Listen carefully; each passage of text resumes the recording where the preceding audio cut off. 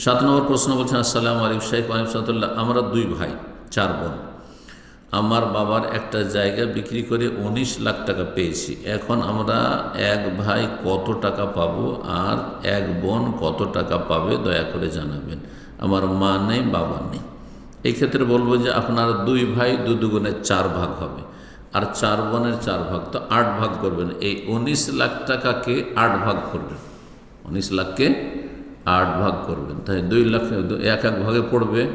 2 লাখ করে হলে 16 লাখ হয়ে গেল, আর 3 লাখ টাকা, বাকি 3 লাখ টাকা তখন 8 ভাগে ভাগ করে যত টাকা পান 3 লাখ প্লাস কত হাজার পাবেন আপনি অঙ্ক হিসাব কষে নেবেন। অঙ্ক করার জন্য কোনো আলেম নয়, বরং এটি আপনার কাজ।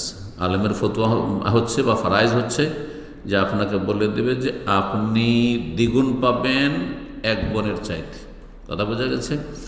তো এক ভাগে যখন 8 ভাগ হলো, তো এক ভাগে 2 লাখ প্লাস 8 2 16, 2 লাখ প্লাস কিছু হবে, তো 2 লাখ প্লাস হবে।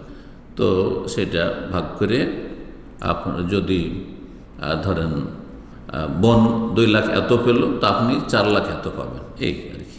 আল্লাহ তাআলা আলাম। 8